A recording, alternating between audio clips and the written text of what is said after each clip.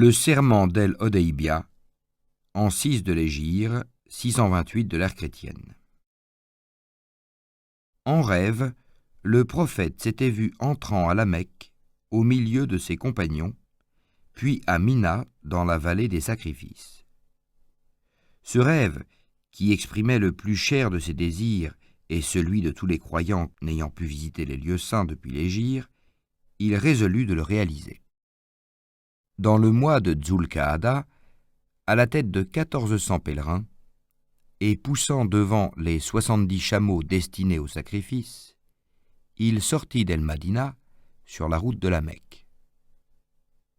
Pour bien affirmer ses intentions pacifiques, il avait fait enguirlander le cou des victimes, et à Dzul-Holifa, il s'était mis solennellement dans l'état de Ihram, qui consiste à revêtir la double draperie sans couture du pèlerin et à s'abstenir de toute chose interdite pendant la visite au lieu saint.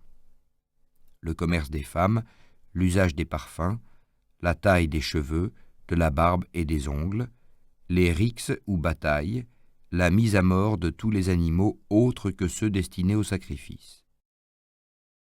Ses disciples l'imitèrent, et il prononça la Telbia, « Me voici tout à toi, ô Allah », qu'ils répétèrent en chœur.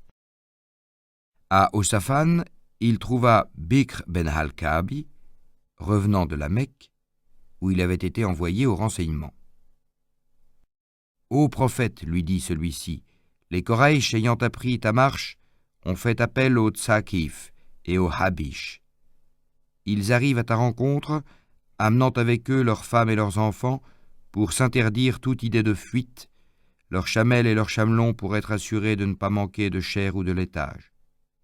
Et ils se sont revêtus de peau de panthère pour affirmer qu'ils ne céderont point et combattront jusqu'à la mort. En ce moment, ils sont campés à Dzoutoua, et Khaled ben Walid, à la tête de leurs cavaliers, est embusqué à Koura el-Ramim. « Quelqu'un peut-il nous guider par une autre route que celle sur laquelle ils nous attendent » demanda le prophète. Un guide des Aslams s'offrit et conduisit l'armée des croyants par une route inconnue, mais combien effrayante au regard.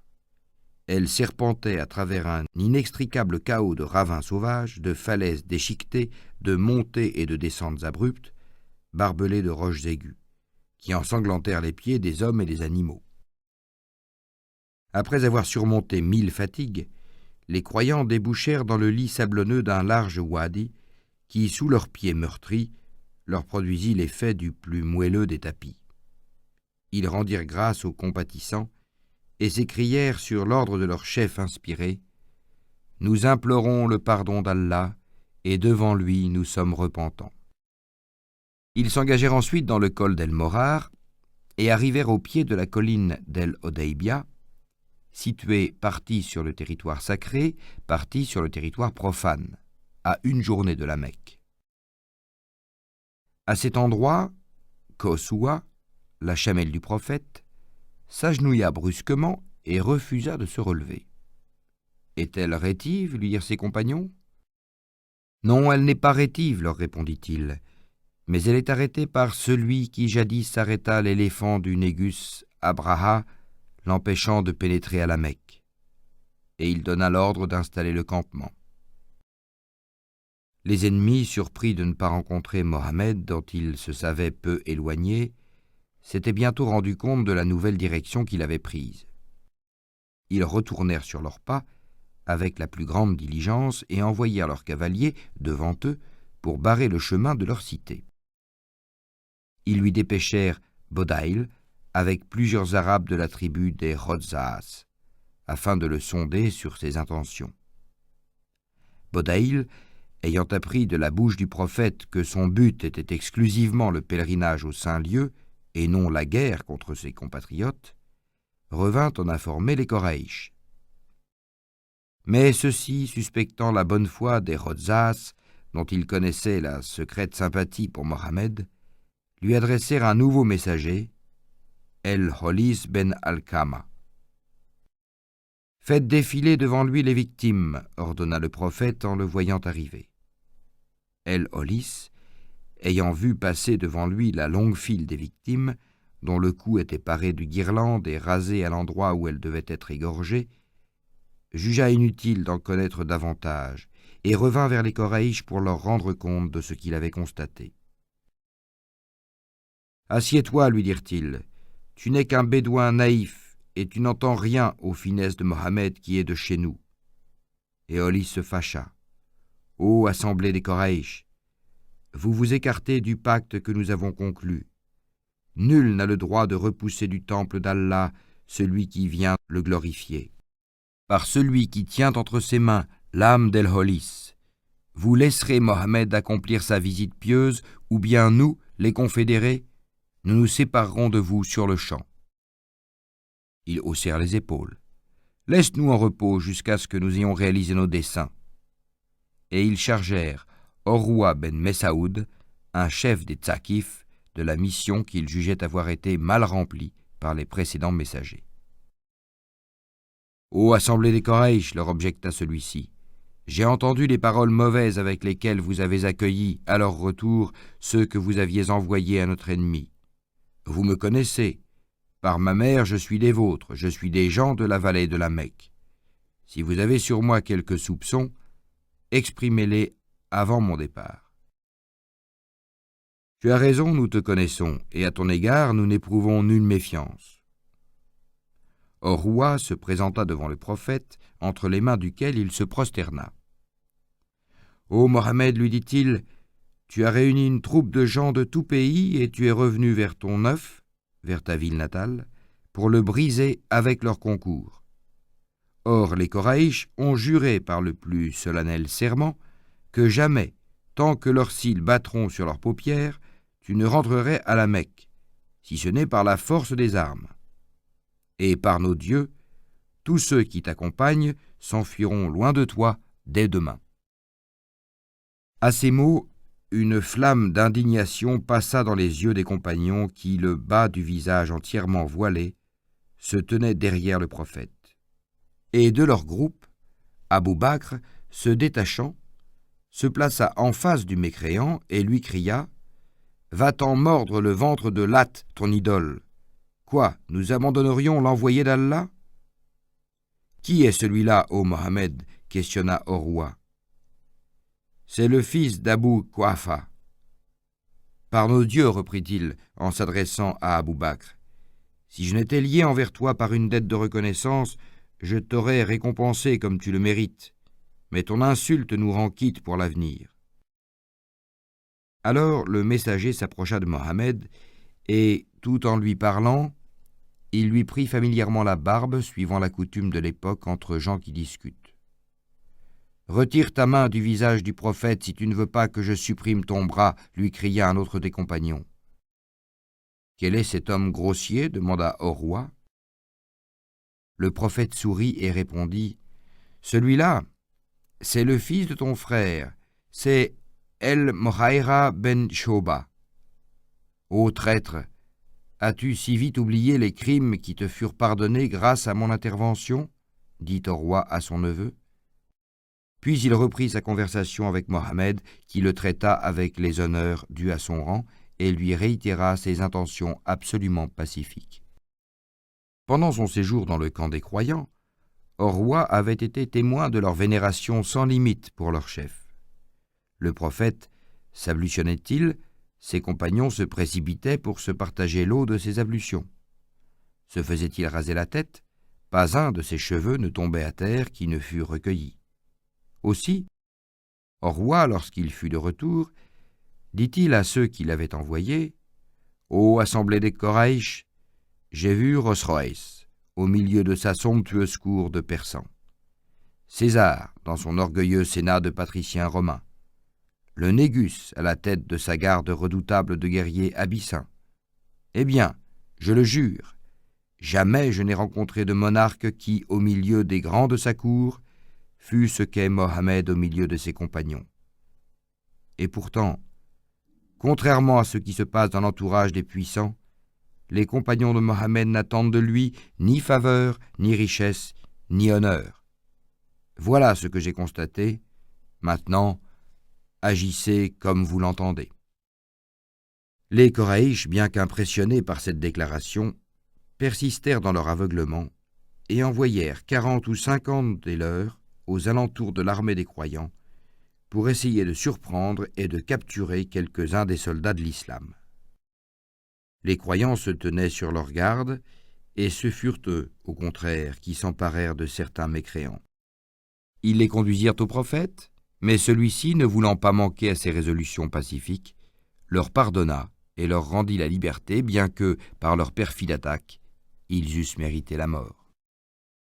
Il voulut alors charger Omar d'un message pour les nobles de la Mecque, mais ce dernier se récusa en ces termes: « Ô prophète, les Koraïch connaissent mes sentiments et mes actes d'hostilité à leur égard, et n'ayant plus personne de ma famille à la Mecque, j'ai tout à redouter de leur part. Mais je t'indiquerai un homme dont l'influence sur eux sera bien autrement efficace que la mienne.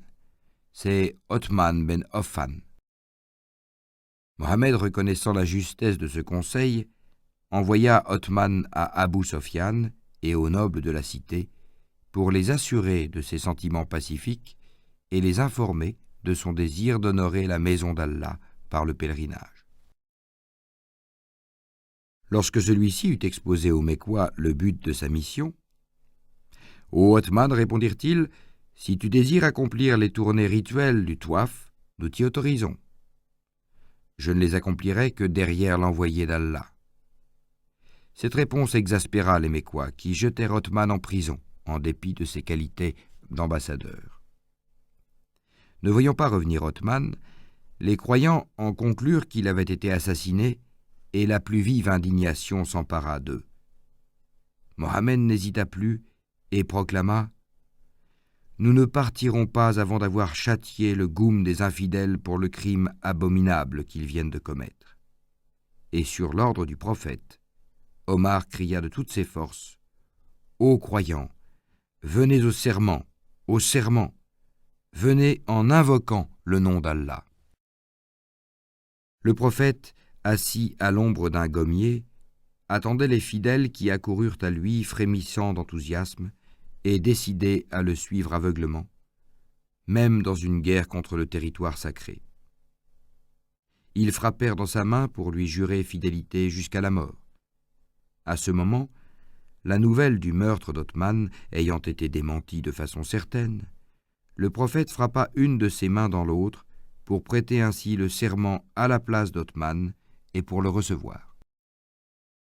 Cependant, l'intense agitation qui s'était produite à cette occasion dans les rangs des fidèles avait été portée par des espions à la connaissance des Koraïch, et ceux-ci, pris d'inquiétude, envoyèrent Sohaïl ben Amrou en parlementaire avec les instructions suivantes: « Propose la paix à Mohammed en réclamant de lui comme condition qu'il retourne sur ses pas cette année, car jamais nous ne pourrions supporter les sarcasmes des Arabes prétendant qu'il est entré dans notre cité malgré nous.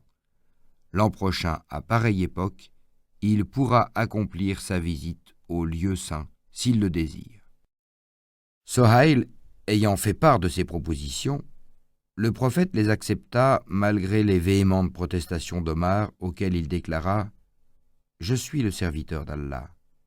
Il ne m'égare pas, et je ne puis désobéir aux ordres qu'il m'envoie. Se peut-il, ô Omar, que j'ai décidé, et que toi tu t'opposes à ma décision ?»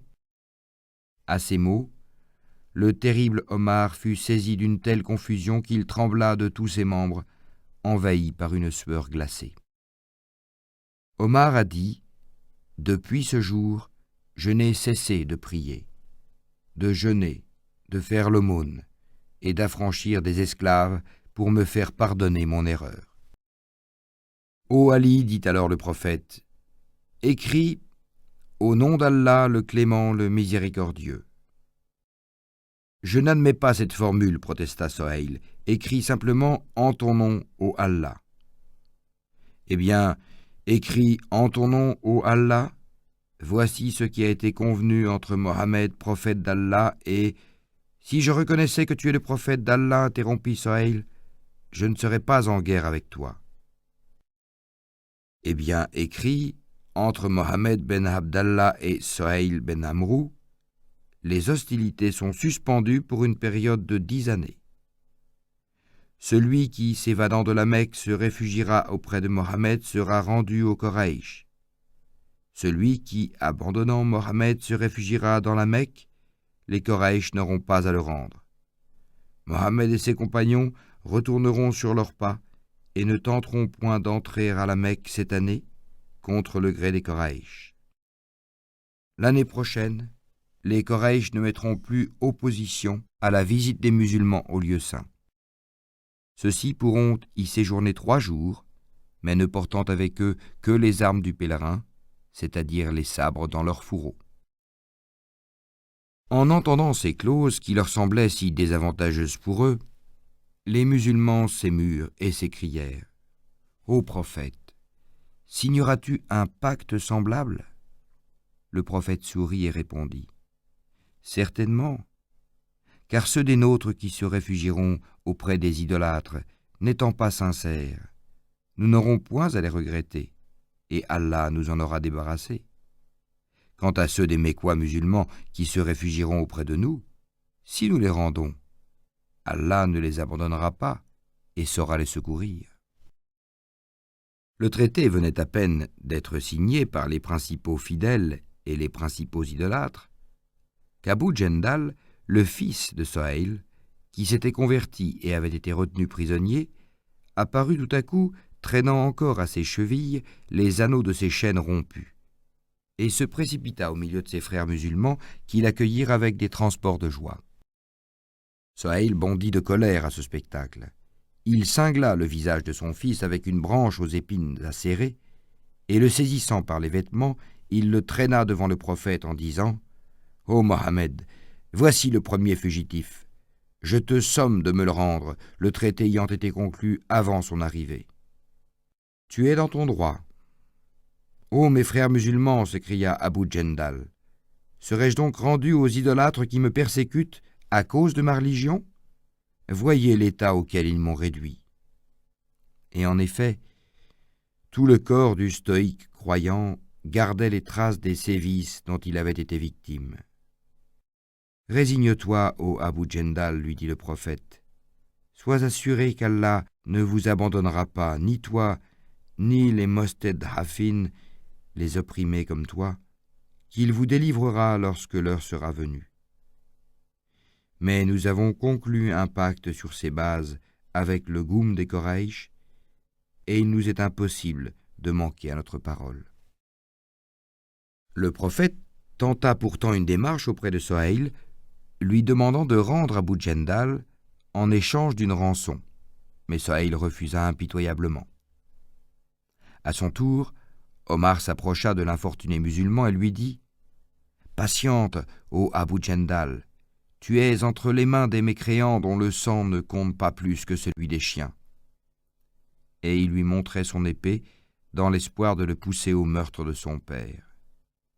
Mais ce fils, qui malgré tout aimait tendrement son père, lui fit cette réponse : « Pourquoi ne le frappes-tu pas toi-même ?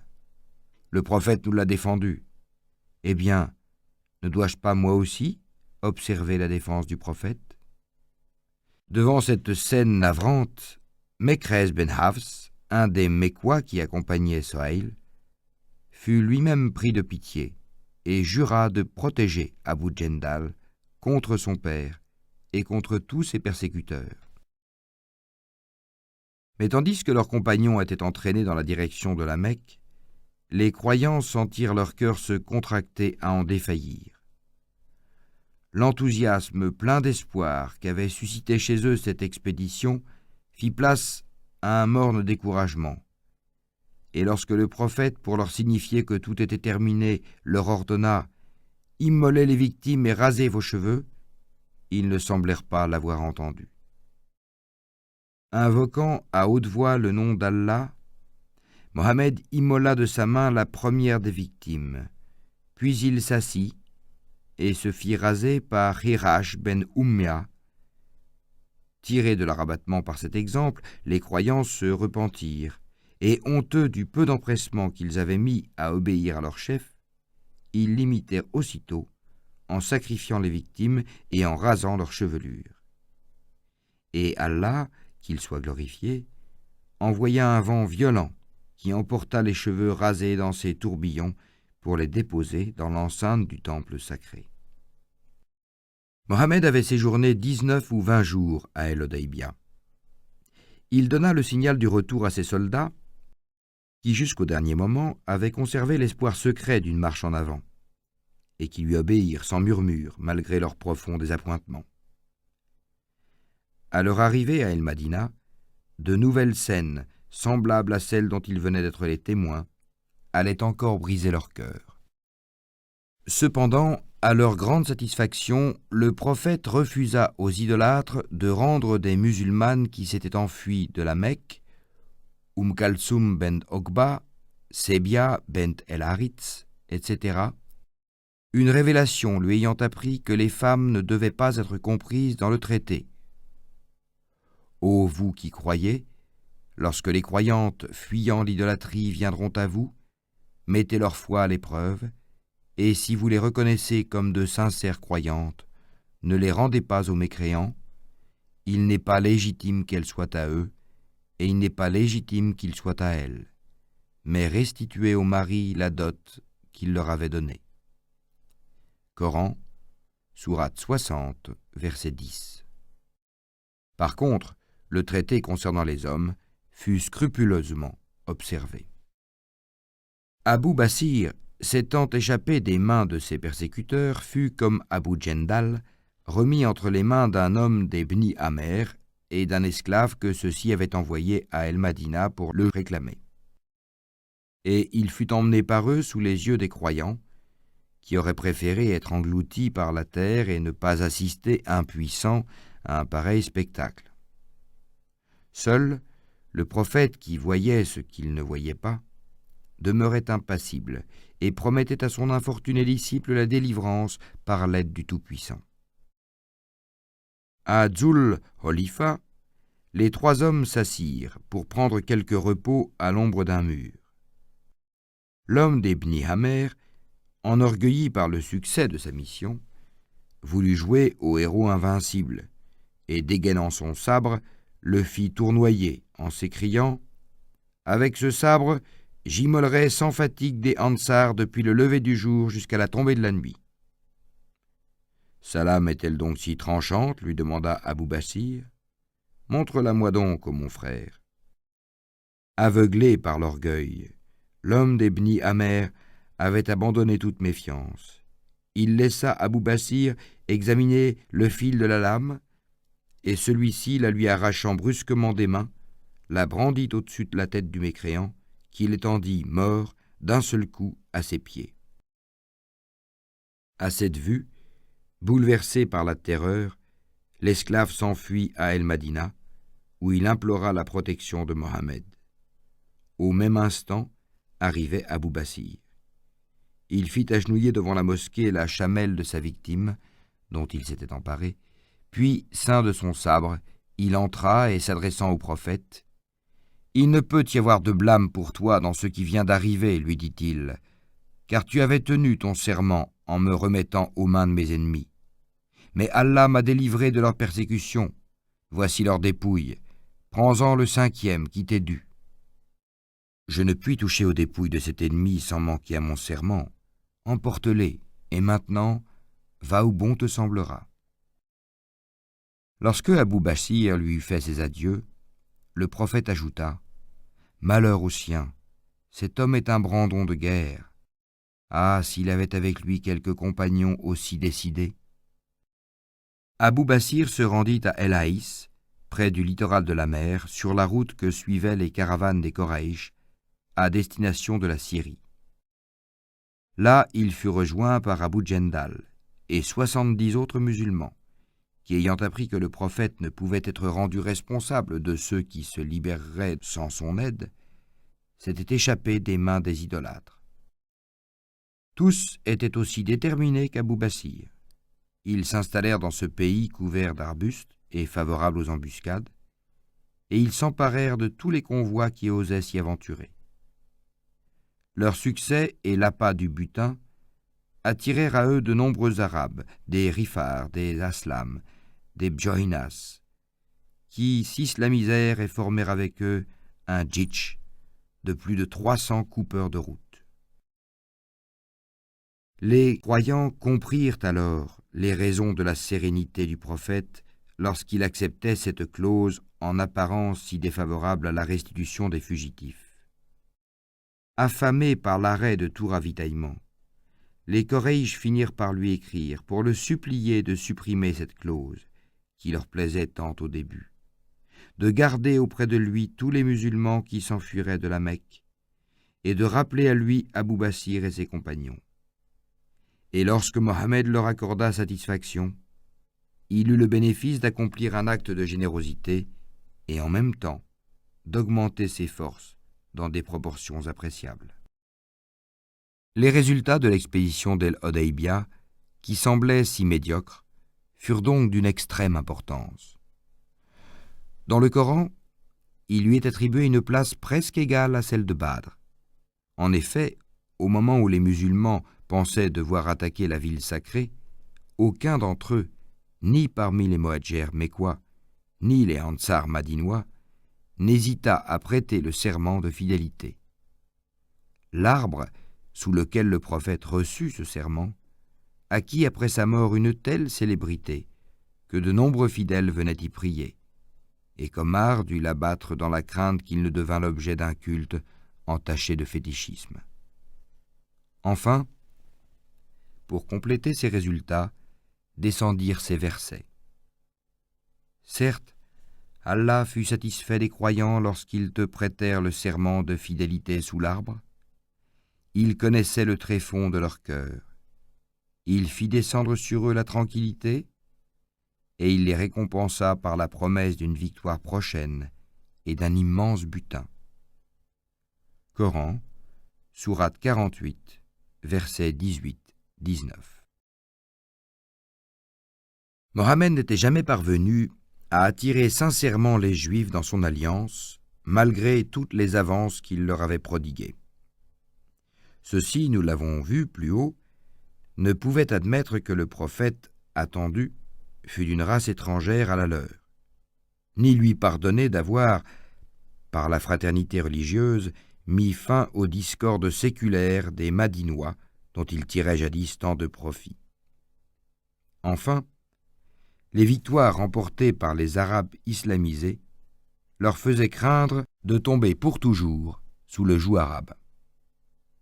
Aussi, chaque nouveau succès des armées musulmanes provoquait-il chez les Juifs un redoublement de jalousie, et leur perfidie allait-elle dégénérer en une hostilité déclarée qui devait nécessiter une longue série d'expéditions. Pour plus de clarté, nous réunirons dans un même chapitre l'ensemble de ces expéditions, bien qu'elles aient eu lieu à des dates espacées. Expédition contre les Juifs Kainoka, en 2 de l'Hégire, 624 de l'ère chrétienne. Une femme arabe assise à la devanture du magasin d'un bijoutier juif Kainoka avait été victime de la plaisanterie la plus outrageante. À l'aide d'une agrafe et sans éveiller son attention, un juif avait accroché le bas de sa robe à l'étoffe qui couvrait ses épaules, de manière que lorsqu'elle se releva, sa nudité apparut aux yeux des juifs de la boutique, qui furent tous secoués par la plus grossière hilarité. Indigné, un arabe abattit l'insulteur d'un coup de massue. Il fut tué à son tour par les parents de l'orfèvre. D'autres arabes accoururent pour le venger. Une véritable bataille s'engagea sur place et le sang coula des 2 côtés. Les premiers torts venant des Juifs, le prophète, qui connaissait leurs sentiments irréductiblement hostiles, profita de l'occasion pour les mettre en demeure d'embrasser l'islam. D'abord, il usa de persuasion. « Vous ferez ainsi à Allah un prêt dont vous retirerez de merveilleux bénéfices, leur dit-il. »« Allah est donc bien pauvre, lui répliquèrent-ils, puisqu'il en est réduit à nous emprunter, à nous qui sommes riches ?» À ce blasphème, le prophète les menaça d'un châtiment exemplaire s'ils ne se convertissaient pas sur le champ. Ils haussèrent les épaules. « Tu es bien fier de ta victoire sur des soldats sans valeur, lui dirent-ils. Essaye donc de t'attaquer à nous, et tu verras que nous ne ressemblons guère à tes compatriotes de la Mecque. » Mohammed appela à lui les musulmans, et abandonnant leur morgue dès l'apparition des guerriers d'Allah, les Kainokas s'enfuirent et se réfugièrent dans les châteaux forts qu'ils possédaient aux environs. Après une résistance de 15 jours, ils durent se rendre à merci, et pour faire un exemple qui enleva aux autres Juifs la tentation de les imiter, le prophète ordonna de leur trancher la tête. Abdallah l'hypocrite, dont ils étaient les alliés, intercéda en leur faveur auprès de Mohammed qui par 2 fois lui répondit « Laisse-moi ». Alors, posant la main sur le cœur de l'apôtre d'Allah, il le supplia en disant « Je ne puis les laisser massacrer sous mes yeux. Ce serait de ma part une trop noire ingratitude. » « Eh bien, ils sont à toi, lui dit enfin le prophète, mais leurs biens sont à nous. » Les Kainokas, sauvés par l'intervention de l'hypocrite, durent s'exiler en Syrie, et leurs biens furent partagés entre les vainqueurs. Expédition contre les Juifs Bni Nadir, en 3 de l'Hégire, 625 de l'ère chrétienne. Les Juifs Bni Nadir, ayant réclamé le prix du sang de 2 des leurs, tués par les troupes d'Amrou, le prophète s'était rendu chez eux pour faire une enquête à ce sujet. Il leur avait donné satisfaction, mais tandis qu'avec quelques compagnons, il causait, assis à l'ombre d'une maison, un Juif, le fils de Jahash ben Ka'b, monta sournoisement sur la terrasse dans le dessein d'écraser le prophète avec de grosses pierres qu'il avait préalablement disposées. Par une inspiration du ciel, Mohammed leva la tête au moment où le fils de Jahash s'apprêtait à exécuter son forfait, et il s'écarta précipitamment du mur en entraînant ses compagnons avec lui. Aussitôt rentré à El-Madina, il rassembla des guerriers avec lesquels il se mit en route pour châtier les auteurs de cette trahison. Leur coup manqué, les Nadirs s'étaient enfermés dans leur château fort. Après 6 jours de résistance, ils durent imiter les Kainokas et se rendre en implorant la clémence du vainqueur. Ils obtinrent la vie sauve et le droit pour chacun d'eux d'emporter de leur grande richesse la charge d'un chameau. Expédition contre les Juifs Corridas, en 5 de l'Hégire, 627 de l'ère chrétienne.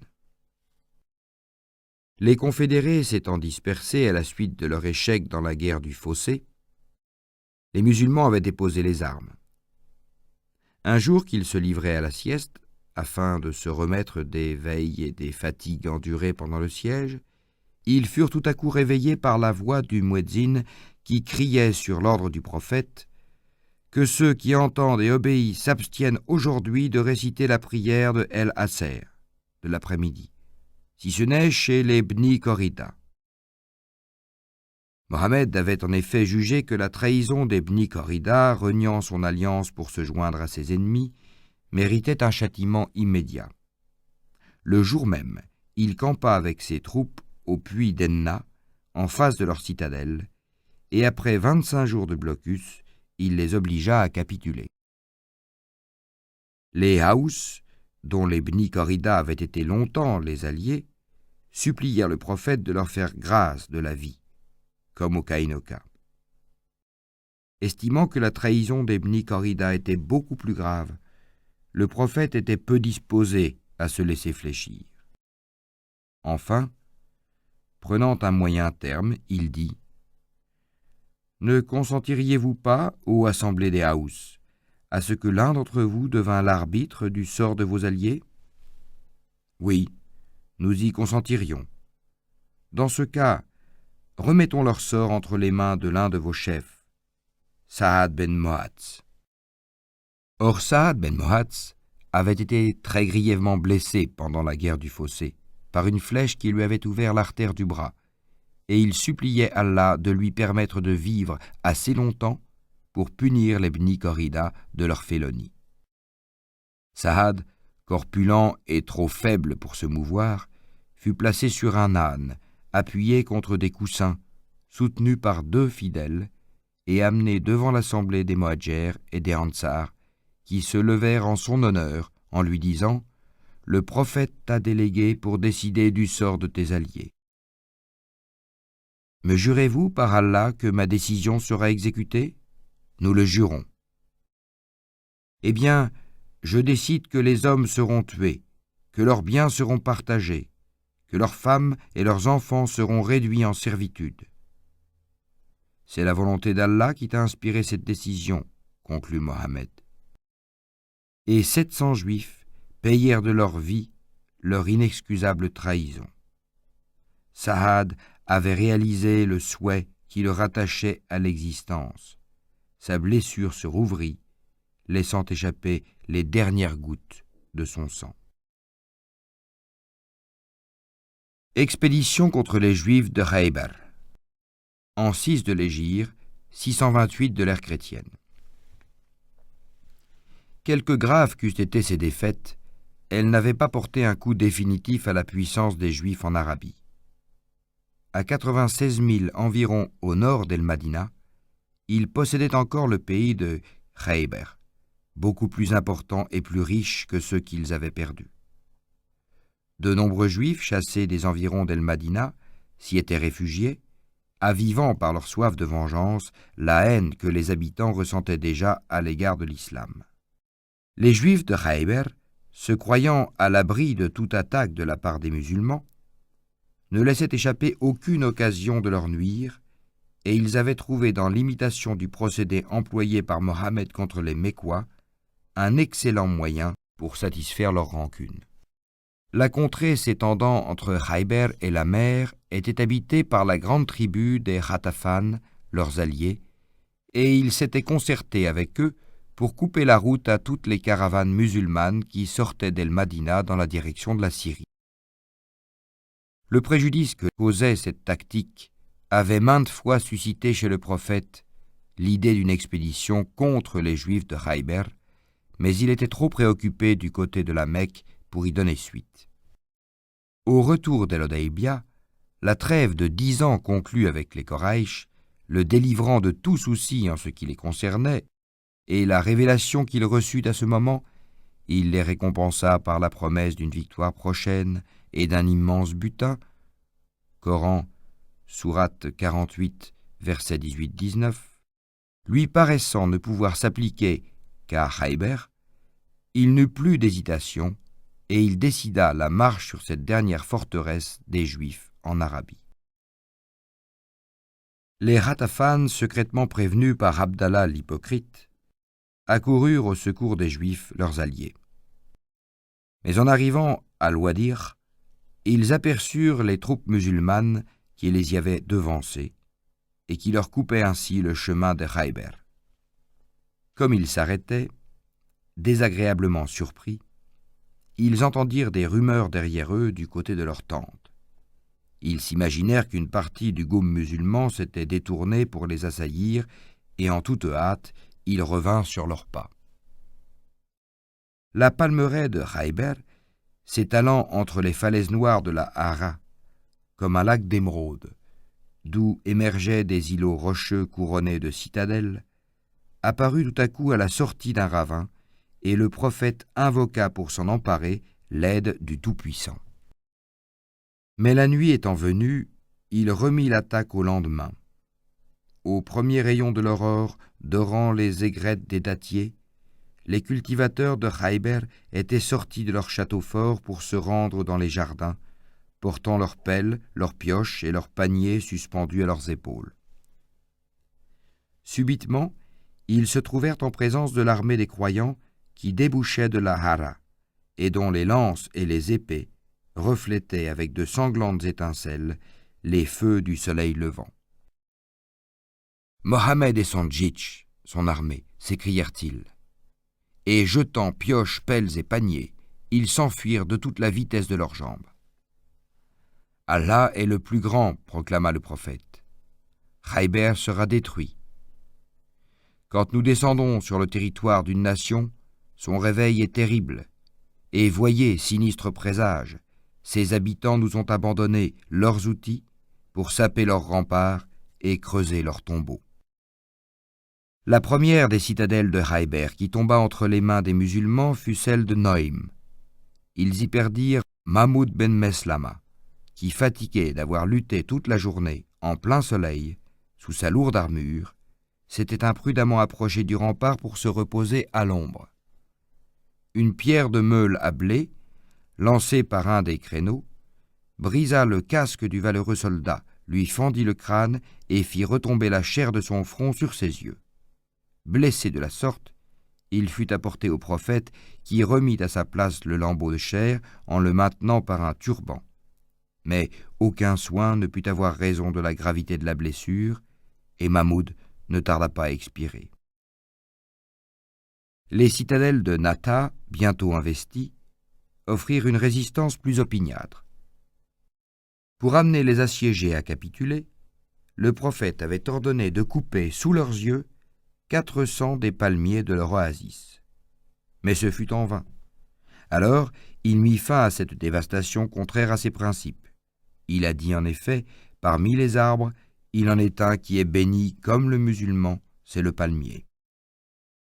Le siège se prolongeant, la famine commençait à se faire sentir et à décourager les assiégeants. Lorsqu'un juif, capturé par Omar, offrit au prophète pour obtenir grâce de la vie de précieuses indications. Dans les souterrains d'une des citadelles de Nata, celle de Sab, étaient emmagasinés des engins de guerre de toutes sortes, béliers, catapultes, armures, boucliers, piques, lances, épées, pour les sièges et pour les combats. Cette citadelle ne possédait alors qu'une faible garnison, et le prisonnier juif se faisait fort d'y introduire les musulmans par un chemin secret connu de lui seul. Mohammed, ayant accepté cette proposition, s'empara sans difficulté de Sab, et grâce aux engins qu'il y trouva, et avec lesquels il sapa les remparts, il enleva successivement toutes les autres forteresses de Nata qui contenaient des vivres à profusion. Pendant l'assaut d'un de ces forts, le poète Amer ben el-Ahwa, poursuivant un ennemi, lui porta un coup de sabre furieux, visant le jarret pour l'arrêter dans sa fuite. Mais la lame trop courte frappa dans le vide, et emportée par l'élan, elle revint sur Amer et s'enfonça dans son genou, provoquant une telle perte de sang qu'il ne tarda pas à rendre l'âme, s'étant ainsi sacrifié de sa propre main en combattant pour Allah. Restait la plus importante des citadelles de Khibre, celle d'El-Kamous, où s'était réfugié Kenana, prince des Nadirs, et que défendait Merhab, l'illustre guerrier. Construite au sommet d'un rocher noir aux parois verticales et entourée de savantes fortifications, cette citadelle était réputée imprenable. Après 10 jours d'efforts acharnés, les croyants réussirent cependant à ouvrir une brèche dans les remparts. Le prophète s'y élança, entraînant ses compagnons par son exemple. Mais après avoir couru les plus graves dangers, il fut obligé de se retirer. Une violente névralgie l'ayant contraint pendant 2 jours au repos, il remit l'étendard à Abou Bakr, qui s'élança à l'assaut sur la brèche, avec le plus ardent courage, mais qui dut finalement battre aussi en retraite. Omar le remplaça et accomplit des prodiges de vaillance, mais sans plus de succès. À la nouvelle de leur échec, Mohammed déclara « Par Allah, demain je confierai le drapeau à un homme intrépide, auquel la fuite est inconnue, qui aime Allah et son envoyé, et qui est aimé d'eux. C'est lui qui, par la force, s'emparera d'El-Kamous. » Le lendemain, tous les compagnons groupés près du prophète étaient anxieux d'apprendre auquel d'entre eux il allait confier un pareil honneur. Mais sans arrêter ses regards de leur côté, il envoya chercher Ali, qui avait été retenu loin du combat par une douloureuse ophtalmie, et qui arriva conduit par la main d'un ami, les yeux recouverts d'un bandeau. « Approche, lui dit-il. Prends et garde ce drapeau, jusqu'à ce que le Tout-Puissant ouvre ses remparts. »« Mes yeux me font cruellement souffrir, ô prophète, répondit-il, et je ne distingue même pas la place où je pose les pieds. Mohammed appuya la tête d'Ali sur ses genoux, écarta les paupières tuméfiées, frotta les yeux rougis avec un peu de sa salive, et aussitôt, l'inflammation disparut ainsi que toute trace de douleur. Il revêtit ensuite Ali de sa propre cuirasse de fer et l'arma de son propre glaive, célèbre sous le nom de Zulfikar. Ali se dirigea vers la forteresse, planta au pied du rempart l'étendard blanc sur lequel se détachait, en lettres noires, la profession de foi de l'islam, et se prépara à escalader la brèche. El Haritz, à la tête de quelques juifs, tenta de barrer le passage aux héros musulmans, mais il succomba sous ses coups, et les soldats qui le suivaient tournèrent les talons. Alors s'avança le frère d'El Haritz, le fameux Merhab, avide de vengeance. Avec sa taille gigantesque, sa double armure, ses 2 épées, sa lance à 3 dents, son épais turban, son casque sur lequel étincelait une gemme de la grosseur d'un œuf, les yeux brillants eux-mêmes comme 2 escarboucles, Merhab produisait un effet terrifiant. Gonflé d'orgueil, il déclama en s'avançant sur la brèche « Tout le pays de Khibre connaît ma valeur. Lorsque la guerre flamboie, tantôt je perce avec ma lance, et tantôt je tranche avec mon cimeterre. Existe-t-il au monde un champion qui ose se mesurer avec moi ?» Sans se laisser émouvoir par cette forfanterie, Ali se présenta pour relever le défi. « Ce sera moi que ma mère surnomma Haïdra, le lionceau, en souvenir de mon père, appelé le lion. Avec mon sabre, je te mesurerai de la bonne mesure. » À cette réponse, Merhab devint pourpre de rage et se précipita sur Ali, le sabre haut. Sous son choc formidable, l'air résonna longuement et l'on eût pu croire que le champion de l'islam venait d'être anéanti. Mais la lame du terrible juif n'avait rencontré que le bouclier dans lequel elle s'était enfoncée profondément et se trouvait retenue.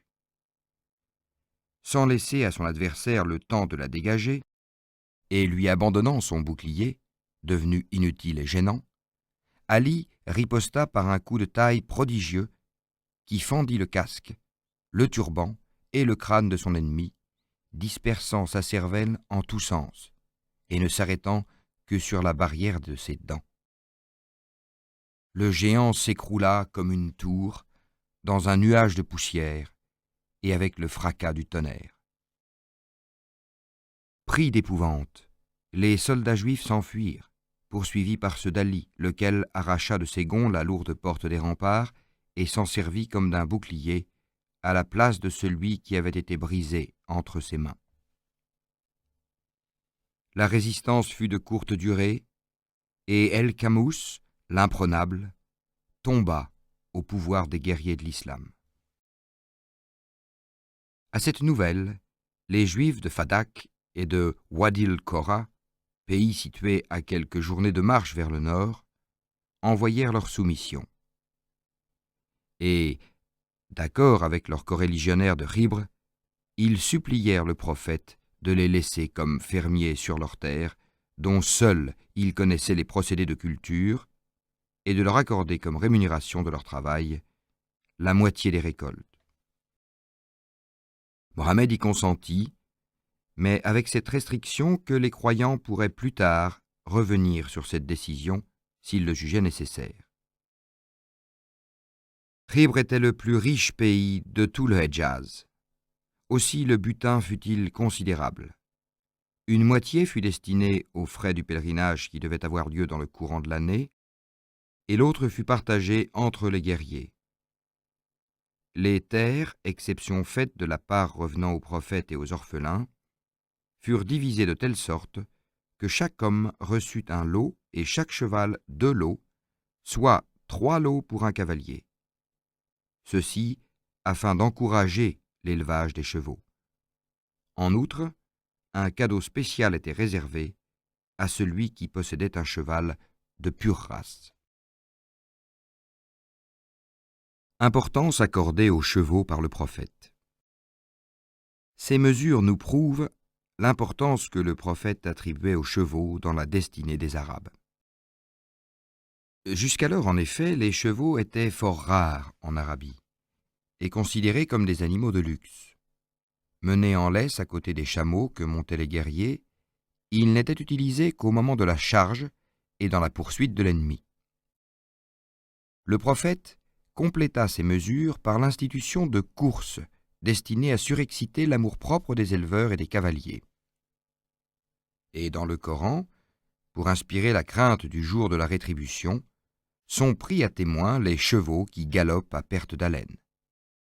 Par les coursiers aux naseaux reniflants, par les coursiers qui lancent du feu sous les battements de leurs sabots, qui fondent sur l'adversaire dès le lever du matin, qui tracent des nuages de poussière, qui s'enfoncent au cœur des cohortes ennemies. En vérité, l'homme est ingrat envers son Seigneur. De son ingratitude, il est lui-même le témoin. Et il n'est ardent que pour les biens de ce monde. Ignore-t-il donc que lorsque sera bouleversé ce que recèlent les tombes, et dévoilé ce que recèlent les poitrines, ce jour-là, son Seigneur sera sur lui le bien informé? Coran, sourate 100, versets 1 à 11. La pâle traduction est malheureusement impuissante à rendre le rythme vertigineux et les assonances haletantes, galopantes, hennissantes pour ainsi dire, des premiers versets de cette sourate. Un des cavaliers les plus célèbres de cette époque, Abdallah ben Abi Sora, qui fut plus tard gouverneur de l'Égypte, et qui infligea aux Romains, sur terre et sur mer, de si cruelles défaites, éprouvait à l'égard de cette sourate un enthousiasme tel qu'il la récitait sans cesse et qu'au moment de mourir, il la récita encore. Grâce à la vigoureuse impulsion qu'imprima le prophète à l'élevage, il ne tarda pas à se former en Arabie cette race pure de chevaux qui n'a pas de rival au monde. La brebis empoisonnée. Lorsque, après le coucher du soleil, il eut récité la prière du Maghreb, le prophète rentra au campement. Il trouva, assise auprès de sa tante, la juive Zayneb, fille d'El-Harith et épouse de Selam ben Mishkam, qui l'attendait, lui apportant en présent une brebis embrochée sur un épieu et rôtie sur un feu de bois aromatique du désert. Il remercia cette femme et, lorsqu'elle se fut retirée, il invita ses compagnons à partager avec lui ce rôti à la peau croquante et dorée. Le premier, il en détacha une épaule dans laquelle il mordit et il se mit à en mâcher un morceau. À son imitation, un des convives, Bishr ben al-Bara, prit une bouchée de viande, la mâcha et l'avala. Les autres convives avaient déjà étendu les mains pour agir de même. Lorsque le prophète rejeta la bouchée qu'il mâchait et les arrêta vivement en s'écriant « Retirez vos mains, cette épaule vient de m'apprendre qu'elle était empoisonnée. » « Par celui qui est le généreux, s'exclama Bishr, j'avais trouvé à ma bouchée une saveur étrange et compris ce qui en était. Mais te voyant mâcher la tienne, je ne pouvais la rejeter par respect pour toi. Et si le poison devait détruire ton existence, quel goût me fût-il resté pour la mienne ?» À peine Bishr avait-il prononcé ces mots, que sa figure, envahie par une teinte noirâtre, se convulsa et qu'il roula sur le sol en proie à d'intolérables souffrances. Sur-le-champ, le prophète envoya quérir la juive et lui dit « Tu as empoisonné cette brebis. Qui te l'a appris? Ceci, et lui montra le morceau d'épaule qu'il tenait à la main. C'est vrai, avoua-t-elle. Et pourquoi as-tu agi de la sorte? Mon père, mon oncle, mon mari et une partie de mon goum ont subi le triste sort que tu sais par ton fait. Et j'ai pensé, si Mohammed n'est qu'un roi puissant, je le supprimerai et je satisferai leur vengeance et la mienne. Si, au contraire, il est vraiment un prophète, il ne courra aucun danger puisque par Allah, il sera averti de mon dessein. » Cette habile réponse avait calmé le prophète et il allait peut-être pardonner à la coupable son abominable forfait.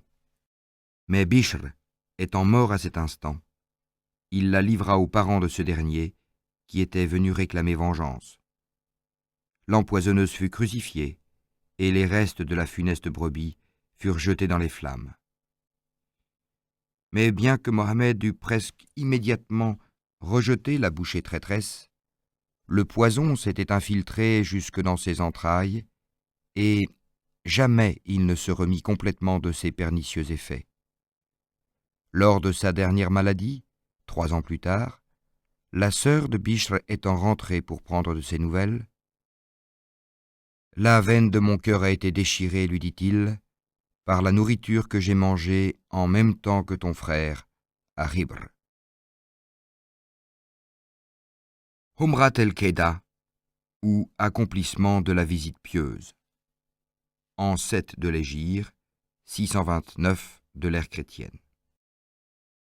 Au moment où l'expédition revenait de Hibr, chargée de dépouilles, les derniers émigrants d'Abyssinie arrivaient à Médine, et parmi eux, Ja'fer, fils d'Abu Taleb, et frère d'Ali. Ce retour réjouit beaucoup Mohammed.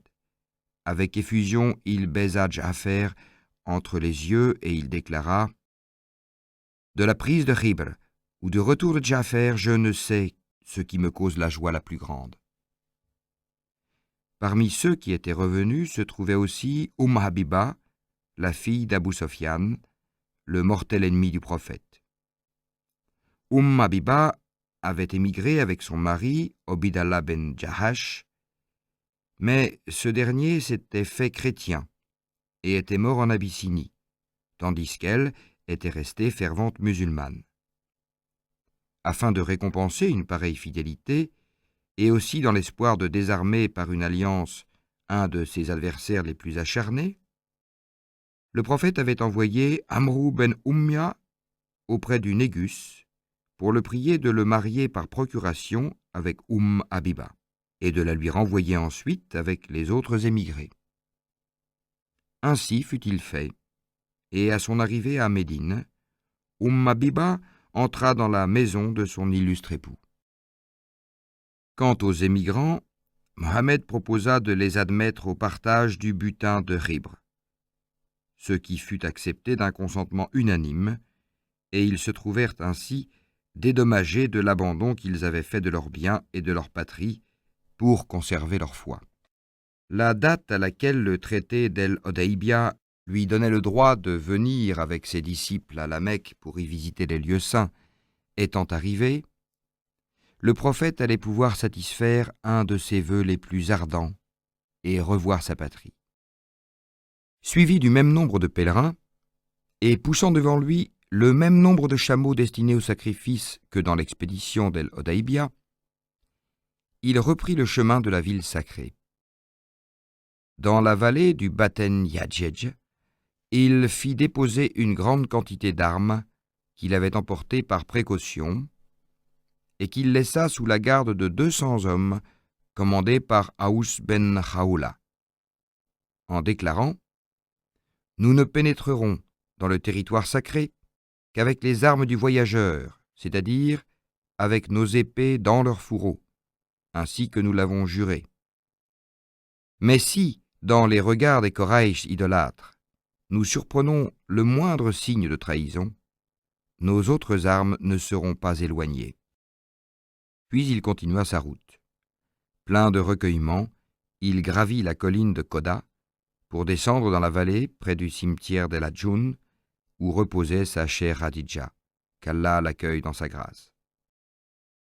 Lorsqu'il aperçut les premières maisons de la Mecque, une inexprimable émotion s'empara de lui, aux souvenirs et aux espoirs qu'elles évoquaient. Et dans la crainte qu'une trahison de la part des mécréants ne l'obligeât à des représailles, souillant du sang de ses compatriotes la ville qu'il avait vue naître, il s'écria « Ô Allah, préserve-nous de tout malheur dans la ville sacrée. » Et il ne cessa de répéter cette invocation jusqu'à l'instant où il en sortit. À l'approche des croyants, Les notables Mécois, exaspérés du retour triomphal de ceux qu'ils avaient exilés, abandonnèrent la ville pour aller cacher leur fureur impuissante dans leurs campements des ravins environnants. Quant à la foule des habitants, elle était, comme toutes les foules, dominée par le sentiment de la curiosité, et elle se groupa, soit sur les hauteurs du Djebel Kaikan, soit sur la terrasse de la Dar en-Noueda, ou maison du conseil, d'où elle pouvait plonger ses regards dans l'enceinte du temple. Au milieu de ces bavardages, dominait l'espoir que, anémié par les étés torrides et les pernicieuses fièvres de Médine, le prophète et les siens arriveraient dans un état complet d'épuisement. Prévenu par l'inspiration divine, Mohammed avertit ses compagnons par ces mots: « Allah sera miséricordieux à l'égard de ceux qui, par leur maintien, manifesteront aujourd'hui la vigueur de leur corps. » Sauf le menu peuple, réuni sur la terrasse de la Dar en-Nédoua, la cité était entièrement vide, et le prophète aurait pu s'en emparer sans coup férir. Mais son âme, incapable d'une pareille trahison, était entièrement absorbée par de pieuses pensées. Monté sur sa chamelle, Qaswa, dont la bride était tenue par Abdallah ben Rouha, et entouré de son cortège de disciples, il traversa majestueusement les faubourgs sous les yeux des ennemis qu'il n'honora même pas d'un regard. Il mit pied à terre au seuil du temple, se drapa dans son manteau, en rejetant une aile par-dessus son épaule gauche, et découvrant son épaule et son bras droit, puis, suivi et imité par tous les fidèles, il baisa la pierre noire et accomplit le tawaf, c'est-à-dire les 7 tournées rituelles autour de la Kaaba, les 3 premières d'une allure rapide et cadencée, nommées Ramal ou Arwala, dans le but de manifester l'état de vigoureuse santé des croyants aux yeux des infidèles qui les observaient et qui, hochant la tête, se dirent les uns aux autres: « Voilà donc les hommes que l'on nous dépeignait comme anémiés par les chaleurs et les fièvres de Médine. » Et dans leur fort intérieur, les mécréants s'avouèrent que de pareils hommes, dont la santé morale surpassait encore la santé physique, étaient assurés du triomphe. Les 4 autres tours furent accomplis avec lenteur et dignité, Mohammed ne voulant pas exiger des siens un inutile effort. Et depuis ce jour, cette façon d'accomplir le tawaf fut religieusement observée par les pèlerins. Le prophète ordonna ensuite à Bilal d'appeler les fidèles à la prière. Et les idolâtres, en entendant la voix retentissante de la franchie noire, répercutée par les échos de la vallée, éprouvèrent un tel dépit qu'ils envièrent le sort de leurs morts illustres, Abu Jahel et Abu Lahab, que la terre de la tombe empêchait d'entendre cet appel. Après la prière, Mohammed remonta sur sa chamelle pour accomplir le sa'i, c'est-à-dire la course entre les 2 collines de Safa et de Merwa, chassant par son exemple les scrupules des croyants qui, gênés par la présence des idoles Isaf et Naïla, érigées en cet endroit, avaient jusqu'alors hésité à accomplir cette cérémonie. Dans l'accomplissement de tous ces rites institués par Abraham et perpétués par les Arabes, le prophète poursuivait un but nationaliste et politique qu'il désirait associer à son but religieux.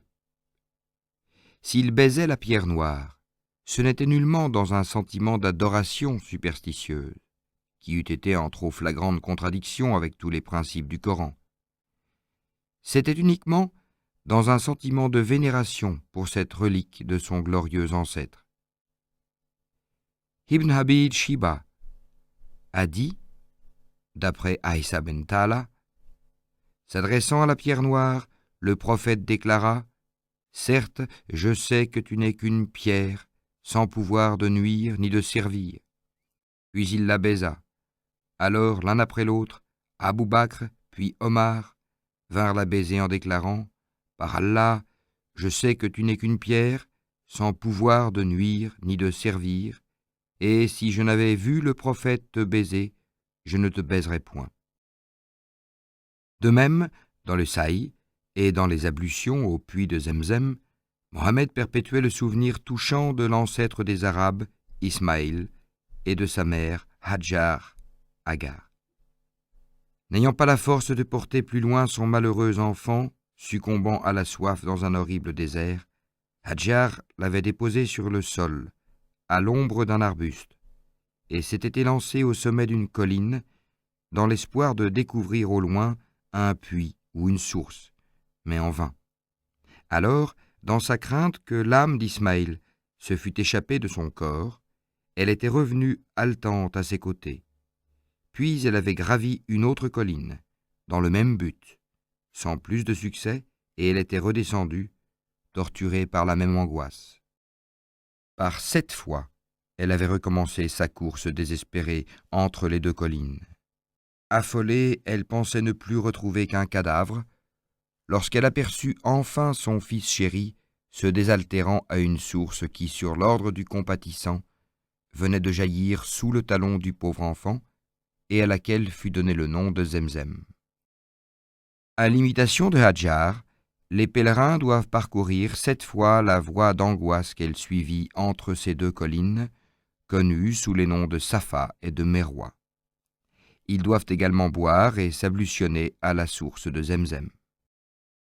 Le lendemain, en commémoration du sacrifice d'Abraham, les victimes furent immolées dans la vallée de Mina. Leur chair fut partagée entre les pèlerins, et ceux-ci, s'étant rasé la tête, rentrèrent dans l'état de Hillal, c'est-à-dire de la vie habituelle qu'ils avaient quittée depuis Dzul Olifa. Pendant qu'il était encore en état de Ihram, Mohammed, par un privilège spécial, dû à sa situation d'envoyé d'Allah, avait épousé une femme de la Mecque nommée Mimouna. Celle-ci était âgée d'une 50aine d'années et d'une extrême pauvreté. Mais elle devait, par son alliance, amener à l'islam de notables recrues, et tout d'abord son beau-frère, El-Abbas, oncle de Mohammed, qui remplit auprès d'elle la fonction d'oukil, ou de tuteur, et qui prononça son union avec le prophète. Mais le mariage ne fut consommé qu'à la première étape du retour vers Médine. En dépit de la colère des Koraïch idolâtres, qui n'avaient pas voulu subir la vue du pèlerinage de leur ennemi, le prophète avait atteint son but, celui d'apprendre aux Arabes de toute la péninsule qu'ils n'avaient aucunement l'intention d'abolir leurs traditions séculaires et qu'il voulait consacrer au contraire tous ses efforts à fortifier ces traditions en les ramenant à la pureté primitive. L'Umrat el-Qeda eut ainsi une énorme répercussion. Elle amena d'immédiates conversions, entre autres celle de 3 grands personnages, Othman ben Tala, Amrou ben el-Has et Khaled ben Walid, et elle prépara la majorité des Arabes à suivre leur exemple. Ambassade envoyée par le prophète aux principaux souverains du monde. La défaite définitive des Juifs ayant assuré au prophète une grande partie de l'Arabie, le reste de la péninsule devait fatalement tomber sous peu au pouvoir de l'islam. Alors Mohammed tourna ses regards vers les empires voisins. Allah remplissant l'univers de sa présence, l'islam, qui comptait déjà dans son sein des disciples de toutes les origines, ne devait pas être restreint au seul pays des Arabes. Il devait s'étendre au monde tout entier. Il est dit dans le Coran, « Nous t'avons envoyé vers tous les hommes, sans exception. » Coran, sourate 34, verset 27. Mohammed adressa donc aux monarques les plus puissants de l'Europe des ambassadeurs chargés de lettres, les invitant à embrasser la religion d'Allah l'unique, lettres cachetées au moyen d'un sceau sur lequel il avait fait graver ces mots, en 3 lignes superposées, d'Allah, le prophète, Mohammed. Au reçu du message, El-Mundzer, roi de Baharin, et Badzan, vice-roi du Yémen, se convertirent.